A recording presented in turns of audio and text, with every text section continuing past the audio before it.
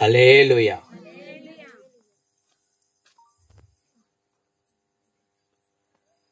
చక్కగా నా సాక్ష్యం అందరూ వినాలి. లేకపోతే భయం వేస్తుంది. ఎప్పుడు ఇక్కడ మైక్ పెట్టుకుని ఎక్కడ మాట్లాడలేదు. తప్పులుంటే క్షమించండి. తర్వాత నా జీవితం అంతా కూడా ఒక మందుతోనే ఉన్నాను. ఎక్కువ డ్రింకు, ఎక్కడంటే అక్కడ పడుకోవడము. అంటే మందు అంటే ఏదో 1 కోటరు 2 కోటలు కాదు, ఏకంగా 10-12 కోటలు తాగేవాడిని రోజుకి. మా అన్నోళ్ళు కూడా నన్ను చూసి భయపడేవాళ్ళు, ఏంది ఇంత తాగుతాను మందు అని. తాగితే ఇంకెవరిని లెక్క చేయము.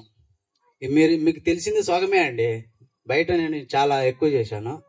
అవన్నీ కూడా మీకు చెప్తాను. బెంగళూరులో నేను బెల్లారి పనికి పోయానండి. అక్కడ ఎక్కువ మందుకు అడిక్ట్ అయినాను. బెంగళూరులో 3 రోజులు టౌన్ అంతా తిరుగుతున్నాను. బండిలో పెట్రోల్ ఉంది, నాకు కూడా పెట్రోల్ ఉంది లోపల. తర్వాత జోబులో కూడా ఉంది. మొత్తము ఫుల్ డ్రింక్లో ఉన్నాను. 3 రోజులు కంటిన్యూగా సిటీ అంతా తిరుగుతున్నాను. పోలీసులకి ఎక్కడ కూడా ఆపడం లేదు నేను. 3 రోజులు కంటిన్యూగా 15,000 డబ్బులు అయిపోయింది. ఎంత భయంకరంగా తాగి ఉంటానో. ఎవరికి బండి కూడా ఆపడం లేదు, అక్కడ సిగ్నల్ కూడా ఆపడం లేదు నేను. ఇది మా అన్న కూడా పక్కనే ఉన్నాడు, తెలుసుకున్నాడు తర్వాత. 15,000 డబ్బులు అయిపోయింది. మంచిగా అంతా ఏదేదో అన్ని చేస్తున్నాను. ఇంకా అల్లరి పనులన్నీ వాళ్ళ దగ్గరికి పోవడం, వీళ్ళ దగ్గరికి పోవడం అని చాలా తప్పు పనులు చాలా చేశాను. కానీ ఎన్ని తెలుసుకోవాలి మీరు అందరు కూడా. తర్వాత ఆ మందు 3 రోజులు మందు తాగి మళ్ళా వారము తాగలేదు. తాక్కుని ఉన్నా కానీ ఆ వారం అంతా కూడా నేను కైపులో ఉన్నా. అంత మందు తాగినా నేను.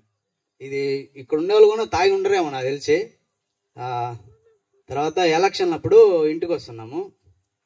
ఇంటికి వస్తుంటే ఫుల్ మందులోనే వస్తున్నా. అక్కిలు కూడా నేను ఇద్దరం వస్తాను. బండిలోనే వచ్చిన. బెంగళూరు నుంచి బండిలోనే వచ్చినాం. రాయచోట్ల పండుకొని ఫుల్ కైపులో ఉన్నాం. మంచిగా కైపులో బాగా పండుకొని వస్తున్నాము. ఇక్కడ కూడల దగ్గరికి వచ్చిన తర్వాత బండి పంచర్ అయింది. నడుపుకుంటూ వస్తున్నాము. అక్కడ దేవుడు నన్ను రక్షించాడండి. ఏమో ఆ బండి డ్రైవర్ వచ్చేసి నిద్రపోయాడేమో. సడన్గా ఇక్కడ సైడ్ నుంచి వెళ్ళిపోయాడండి. మాకంతా చెమ్మట్లు అంతా భయం వేసింది. పంచర్ అయిన బండితోనే అట్లనే స్టార్ట్ చేసుకుని వచ్చి కూడలకు వచ్చి మా బామర్ది దగ్గరికి వచ్చి బండి తీసుకొని మళ్ళీ ఇక్కడికి వస్తే 5 అయింది. ఇక్కడ 5 అయ్యి మళ్ళీ ఇక్కడ మందు తీసుకొని ఫుల్గా తాగిన. చెమటలు బట్టి భయం వేసింది అంతగా. ఆయన ఆ డ్రైవరు చీకట్లు 3 గంటలకండి, 3 గంటలకు నిద్రపోయాడేమో.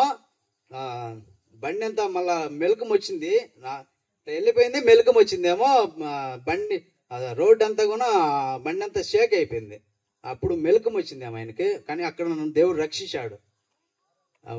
ఇద్దరం స్పాట్ డెడ్. ఇది ఎవరికి చెప్పలేను. ఇంట్లో కూడా ఎవరు సుమ్మదినికి చెప్పాను అంతే, ఎవరికి చెప్పలే. తర్వాత ఇక్కడికి వచ్చాము. మళ్ళీ ఇక్కడ మందు తీసుకొని ఫుల్గా తాగాను.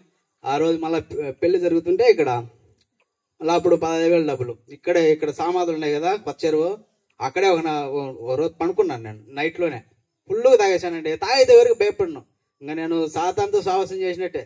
ఎవరికి భయపడేది ఎవరు మీకు స్వగమే తెలుసు, స్వగం తెలియంది. అది ఇప్పుడు చెప్తున్నా మీకు. సైతాన్ కూడా నన్ను చూసి భయపడాల్సిందే. నేను ఎవరికైతే భయపడలేదు ఇంతవరకు. పోలీసులకే భయపడడం లేదండి. మనుషులు, సాధారణ మనుషులకి ఏం భయపడతాము. బెంగళూరు ఎంత పెద్ద సిటీ, 3 రోజులు కంటిన్యూగా తిరిగిన. ఇది గొప్ప సాక్ష్యం. ఇది 3 రోజులు తిరిగితే ఎవరికి ఆపలేదు. తర్వాత ఇక్కడికి వచ్చి ఫుల్గా ఇంకా వివాహంలో కూడా మంచిగా అక్కడంతా తాగి అక్కడ పడిపోయి ఇక్కడ కూడా చెట్లలో కూడా పడుకొని నిద్రపోయినా. అంటే అదేమో తెలియదు, సాతాను బాగా పట్టుకునేదేమో.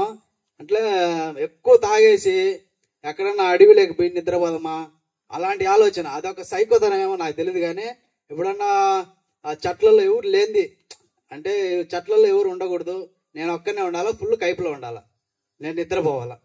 అదొక లోకం మీద నాకు తెలియదు. అంటే మందులో ఉండే మర్మం కూడా చూసి వచ్చినా అండి. నేను ఎంత 10-15 కోటలు తాగినా కానీ ఆ కైపు వేరు ఉంటుంది. 1-2 సాధారణంగా తాగుతారు. 10 కోటలు తాగిన తర్వాత ఆ కైపు నేను చూసి వచ్చానండి. ఎంతో. తర్వాత మా వదిన మా అన్న వచ్చారు. నేను మళ్ళీ ఢిల్లీకి వెళ్ళిపోయాను. ఇక్కడికి అన్నీ నేను కొద్దిగా తగ్గించిన. తర్వాత వదిన అన్న ఢిల్లీకి తీసుకుపోయారు. ఢిల్లీకి తీసుకుపోయిన తర్వాత అమ్మ వదిన చెప్పారు, ఇట్లా కాదు, మన పద్ధతి వేరు, దేవుని పట్ల ఇట్లా ఉండాలి మనము అని చెప్పారు. అన్న కూడా చెప్పాడు. నేను కూడా చర్చికి నాకు తెలుసు, ఇక్కడ పోతాము అని చెప్పిన.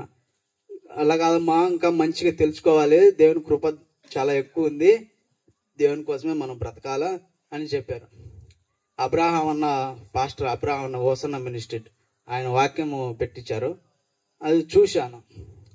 చూస్తే ఏంటంటే లావుకున్నాడు. మనకు తెలియదు కదా వాక్యం గురించి, ఎప్పుడు మనకు తెలియదు. మనం అంతా రౌడీలమే అని మనకి ఏం తెలియదు. ఎవరినంటే వాళ్ళని కొట్టేదండి నేను.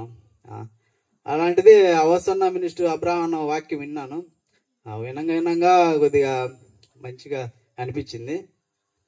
అట్లనే అలవాటైంది, ఇంకా ప్రార్థన చేసుకోవడం అది బాగా అలవాటైంది. వదిన అన్న చెప్పారు, బాగా మంచిగా బాగా చక్కగా ప్రార్థన చేసుకోవడం మొదలుపెట్టాను.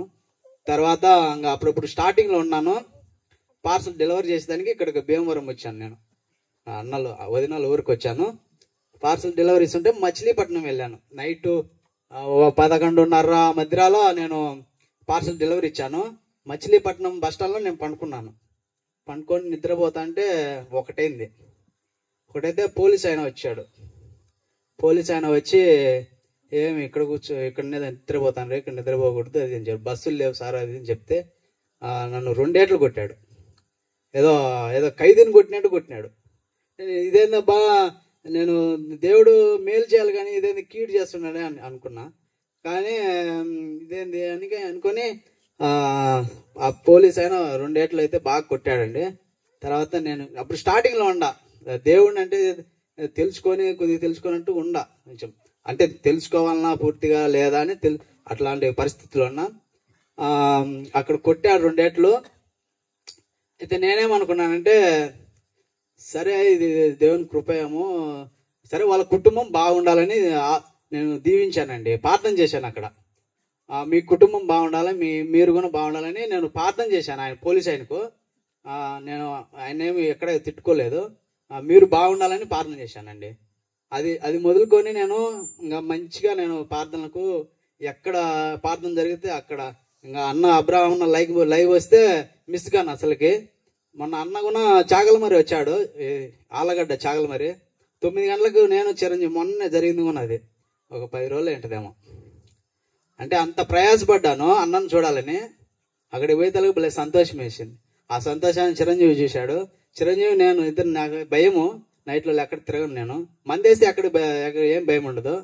కానీ అట్లాంటిది చిరంజీవిని తీసుకొని పోయినా, చక్కగా పోయి అన్నను కలిసి ఎండంబడే ఉండి ఫోటో కూడా తీసుకొని వచ్చాను. ఫోటో ఎవరు తీసుకోలేని పరిస్థితుల్లో నేను ఎండంబడే ఉండి నేను తీసుకున్నాను. మంచిగా అనిపించింది, భలే సంతోషం వేసింది అన్నను చూసానే. ఇంకా అది మొదలుకొని మంచిగా నేను ప్రార్థనలో బలపరుచుకోవడము ఎక్కువ జరిగింది. తర్వాత నాకున్న అప్పులు, నాకున్న సమస్యలు, నాకున్న అన్నీ తొలగిపోయినాయి. తర్వాత ఇది మొదలుకొని నేను ఇక్కడికి వచ్చి చిరంజీవిని అమ్మని, ఇది కాదు మంది, ఈ రూట్ మంచిది కాదు అని చెప్పి ఇక్కడ మందిరం బాలాపల్లి దగ్గర ఉన్న యేసుమయ మినిస్ట్రీకి నడిపించడం బట్ట వాళ్ళకి అర్థం చేసుకొని మంచిగా వాళ్ళు కూడా మంచి రక్షణలో ఉండరు. ఇప్పుడు మా కుటుంబం అందరూ కూడా ఒక మంచి రక్షణలో ఉండరండి. నేను ఇట్లా మాట్లాడుతున్నంటే దేవుని కృపే, నా చేత దేవుడు మాట్లాడిపిస్తున్నాడండి. ఇది నాకైతే అసాధ్యము, ఇది నిజంగా చెప్తున్నాను, ఇదైతే నాకైతే అసాధ్యము. నేను ఎట్లా మాట్లాడాలని ఇంతమందికి అని అనుకున్నాను, కానీ దేవుడు మాట్లాడిస్తున్నాడండి, చక్కగా మాట్లాడుతున్నాను. తర్వాత వాళ్ళిద్దరూ మంచిగా మారు మనసు పొందుకున్నారు. ఇప్పుడు మంచి రక్షణలో ఉంటారు. తర్వాత బాబు పుట్టాడండి. వాళ్ళందరూ ప్రయాసపడ్డారు. నేను కూడా అడిగాను, అడిగితే మీరు ఇస్తారని చెప్పారు కదా ప్రభు అని నేను అడిగాను, ఒక కుమారుడు కావాలని. అయితే ఖచ్చితంగా కుమారుని ఇచ్చాడండి. దేవునికి స్తుతులు స్తోత్రములు. దేవుడిని ఇచ్చింది కాకుండా మన అప్పులు అన్ని సమస్యలన్నీ తీసేశాడు. దేవుడు తప్ప నుంచి నాకు ఏది వద్దనుకున్నాను దేవుడే. ఇది కూడా ఈ సభ పెట్టడం కూడా మీ అందరు తెలుసుకోవాలనేదే నా కోరిక అండి. మీరందరూ బాగుండాలా, మన గ్రామం బాగుండాలా, చుట్టుపక్కల ఉన్న గ్రామాలు అనేకులు బాగుండాలండి. అది అందుకనే నేను పెట్టించింది కూడా. తెలుసుకోవాలి, మీరు కూడా తెలుసుకునే పరిస్థితుల్లో మీరు చాలా మంది ఉన్నారండి, తెలుసుకోవాలి ఖచ్చితంగా. ఎందుకంటే ఒక చిట్టుబాబు నేను చెప్తానంటే, మీరందరూ నేను తెలుసు మీకు, ఎంత రౌడీగా ఉన్నానో నేను చెప్తున్నంటే మీరు కొద్దిగా ఆలకించండి. దేవునికి మహిమ కలుగును గాక. ఆమేన్. స్తోత్రం.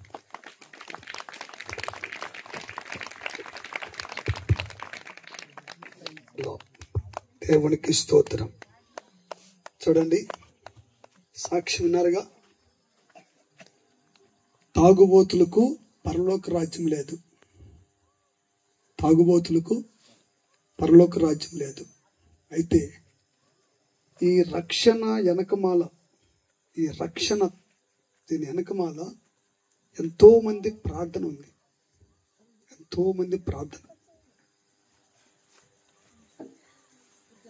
అగ్ని ఆరదు, పురుగు చావదు.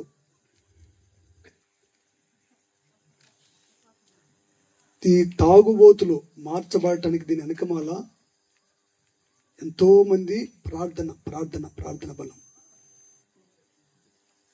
రెండో మాటలు చెప్పి నేను వాక్యంలోకి వెళ్ళిపోతున్నాను.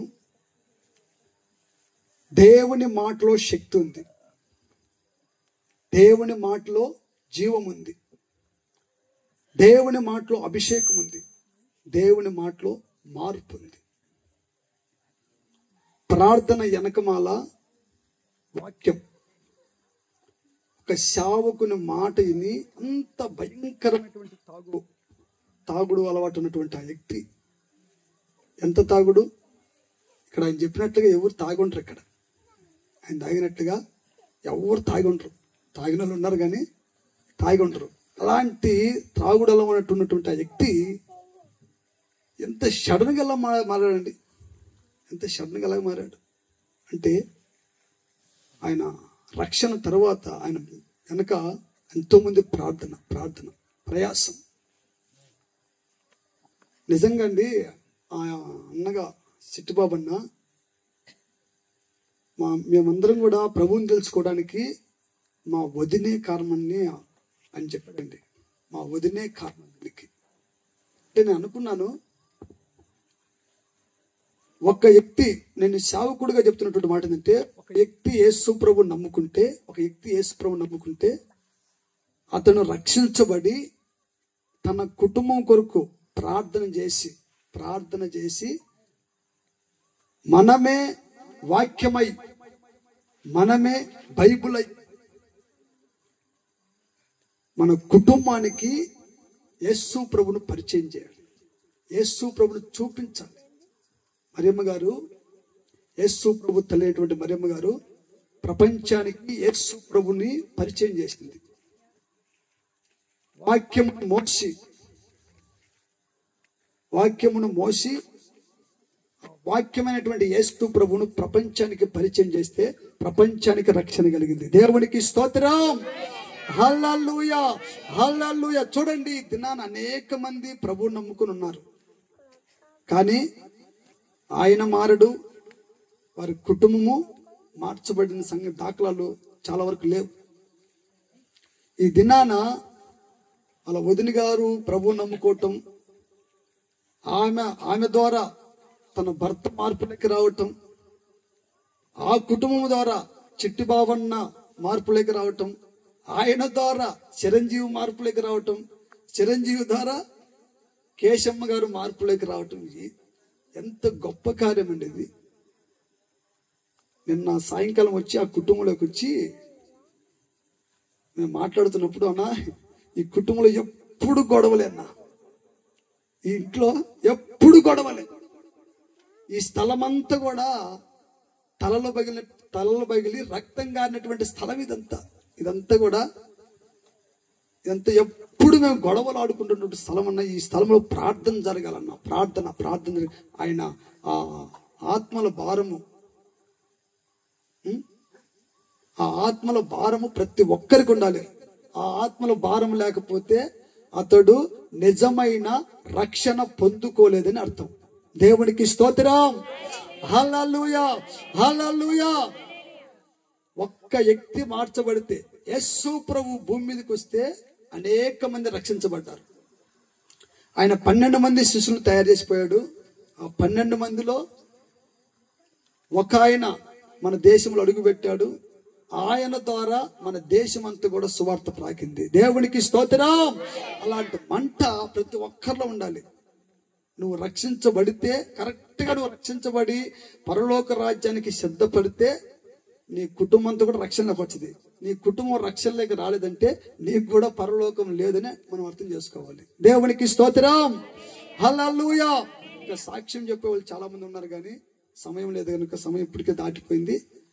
తర్వాత దేవుని చిత్తం అయితే మరొకసారి పోటీ ఏర్పాటు చేద్దాం, లేకపోతే సంఘములో సాక్ష్యము చెప్పే అవకాశం ఏర్పాటు చేద్దాం. దేవునికి స్తోత్రం. హల్లెలూయా. చూడండి, ఒక బొమ్మల